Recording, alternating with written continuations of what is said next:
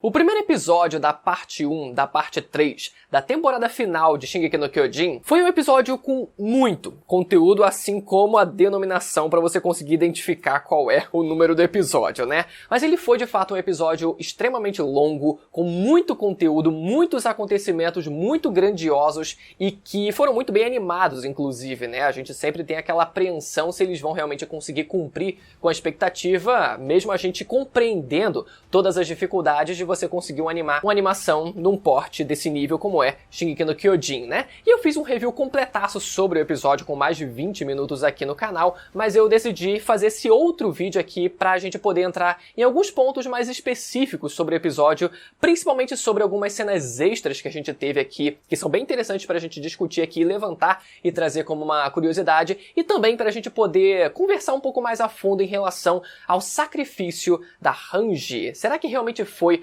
uma morte válida? Será que realmente foi uma morte que fez sentido? Será que ninguém sentiu um estranhamento em relação a essa morte? Ou será que o anime ele conseguiu suavizar o estranhamento que a gente sentiu quando a gente viu essa morte acontecendo no mangá? Vamos falar sobre isso no vídeo de hoje, não antes de você conferir se você está inscrito no canal aqui embaixo e com o sininho ativado para não perder nenhum vídeo sobre essa temporada final de Shingeki no Kyojin, assim como a gente falou sobre a temporada final, no caso, o final do mangá, quando ele aconteceu 2 anos atrás. Vamos também comentar sobre essa reta final do anime. E assim você também ajuda o canal a alcançar a marca de 700 mil inscritos, que tá faltando só 14 mil. Estamos chegando lá aos pouquinhos. Vamos lá, galera. Começando com as cenas extras que a gente teve nesse episódio. A primeira cena que a gente vê no episódio especial foi tirada do capítulo 1 do mangá de Shingeki no Kyojin. Essa cena que também estava no episódio 1 da obra, pra quem não lembra, mas que tinha sido adaptada com cortes pela Wit Studio lá em 2013, e agora a gente vê ela adaptada por inteiro na obra, né? Foi muito legal que a gente viu isso,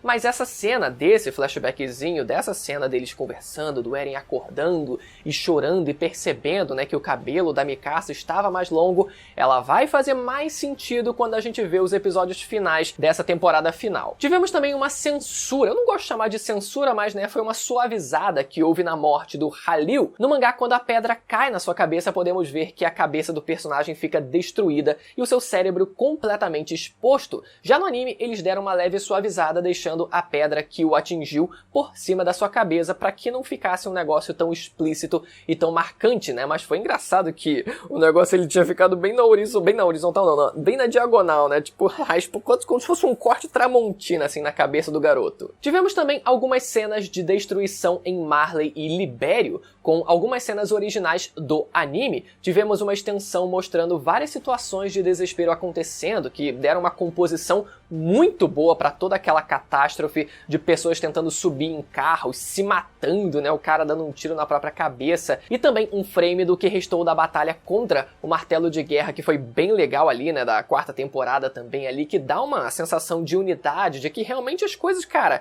o que restou da batalha permanece. E também um frame original da estátua de Heros, né, que foi o herói mítico de Marley que teria matado o demônio da Terra no passado, pelo menos segundo a mitologia do que é contado, né, pela história de Marley. E o curioso é que essa estátua está numa pose diferente da que a gente tinha visto antes lá na 4ª temporada. Nesse caso, tendo apenas um braço segurando a lança, ou seja, isso significa que existem várias dessas estátuas, como aquela, né, espalhadas pelo país, com leves diferenças uma em relação à outra, mas que não significa que essa estátua tendo uma pose levemente diferente tenha sido um erro do anime, mas sim uma questão realmente narrativa de que, olha só, como o país de Marley ele quer reforçar essa ideia por todo o país de que existiu realmente esse grande guerreiro que conseguiu eliminar o demônio da Terra no passado. Temos também uma cena original do anime que mostra os avós do Zeke e do Eren sendo atingidos pelo estrondo. No mangá, a gente não tem nenhuma imagem mostrando o que aconteceu com os avós do Zeke após a sua traição ser descoberta.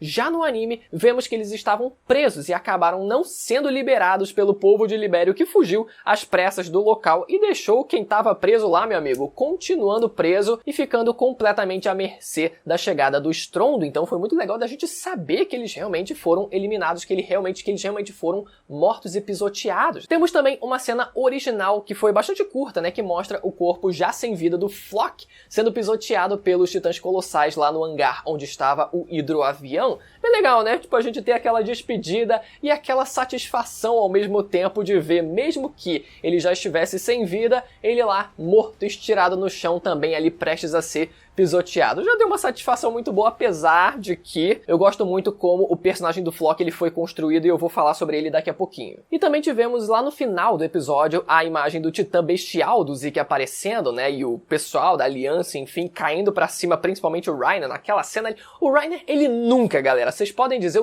cara, ele pode apanhar 10 vezes no mangá, mas toda vez que ele se transforma, não deixa de perder o hype. O homem nunca perde o hype quando se transforma e mais uma vez o homem ali naquela cena, porra, não deixou a desejar. Mas a gente vê a imagem do titã bestial do Zeke, ou pelo menos o que aparenta ser o titã bestial do Zeke, né, a princípio, com uma coloração acinzentada, o que foi muito engraçado, já que no mangá, quando a gente vê essa mesma cena, fica difícil da gente dizer que o titã bestial do Zeke ele também tinha uma coloração acinzentada, afinal o mangá a gente sabe, né, que trabalha com preto e branco ou tons de cinza, e por mais que o titã bestial do Zeke nessa cena no mangá também tem uma coloração diferenciada, um pouquinho mais clara do que a versão original dele, e a gente até pudesse deduzir que ele tivesse sim uma coloração diferenciada já no mangá, ficava muito difícil, eu pelo menos não tinha percebido de primeira quando eu li o capítulo pela primeira vez, mas aqui no anime fica muito mais explícito que se trata de algo um pouco diferente do que a gente está acostumado a ver. Será que realmente é o titã bestial do Zeke original ou será que é alguma coisa diferente? E durante a metade desse compilado desse episódio tivemos também a morte, o sacrifício de Hanji Zoe contra os titãs colossais para que o pessoal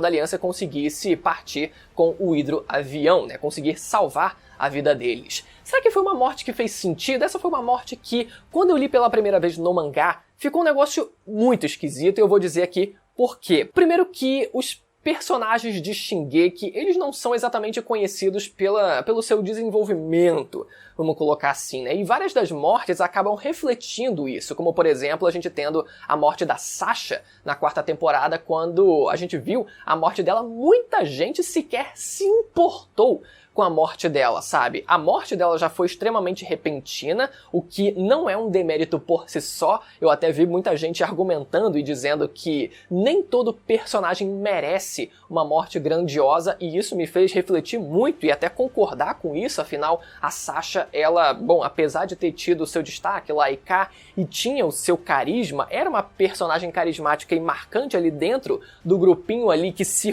circulava em torno do Eren, do trio principal. Mesmo considerando tudo isso, a morte dela no anime foi algo que me pegou de jeito, galera.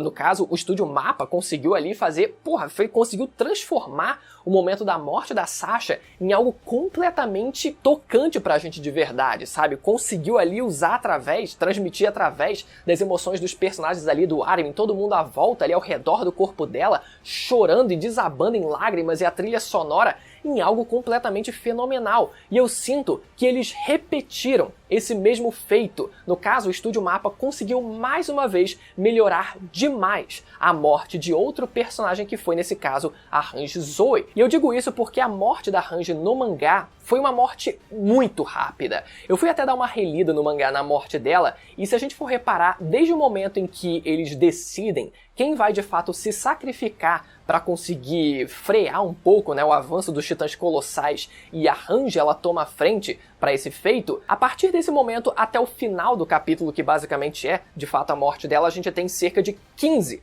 páginas, né, num capítulo que tem cerca de 45 páginas, ou seja, eu senti que foi uma morte extremamente corrida e que não teve o impacto que deveria ter. Só que o que o Estúdio Mappa ele conseguiu fazer de diferente aqui, ele conseguiu não só repetir os pontos positivos que já vinham do próprio mangá. Primeiro, no caso, a Hanji se despedindo do Levi ali naquela cena emocionante demais, do Levi ele percebendo que seria o último da geração dele a permanecer vivo e dizendo para ela dedicar o seu coração naquele momento. Foi algo muito emocionante. Depois, quando a Hanji ela parte para cima dos titãs colossais e percebendo o quão maravilhosos eram aqueles titãs, era o visual, o quão a existência daqueles titãs era absurda e era fascinante e sempre foi fascinante na perspectiva da Hanji. Então a visão da morte para a Hanji foi algo completamente diferente. Foi uma mistura de desespero, de ela saber que iria morrer, mas ao mesmo tempo ela tá fascinada com todo aquele colosso de titãs que estava presente na frente dela, mas principalmente, e aqui vai o mérito pro Estúdio Mapa, de ter conseguido estender as cenas de batalha, que foi o principal aqui, foi o que realmente deu o tempo necessário pra gente sentir todo o desgaste, toda a progressão da gente, ir se preparando pro pior realmente acontecer, que foi quando a Hanji começa a pegar fogo ali, né? Só na presença dos titãs colossais o corpo dela já entra em combustão, o que até foi um certo repeteco em relação à morte do Armin, né? Já que, bom, pelo menos, né, ele estava vivo, mas enfim, a teórica morte do Armin no final da terceira temporada, que também foi basicamente isso, né? Então eles, decidiram repetir o mesmo processo aqui, o que perdeu um pouco do impacto, mas ainda assim teve uma perspectiva e teve um significado muito diferente. Apesar dos dois personagens eles estarem se sacrificando, a perspectiva da Hanji nesse momento dela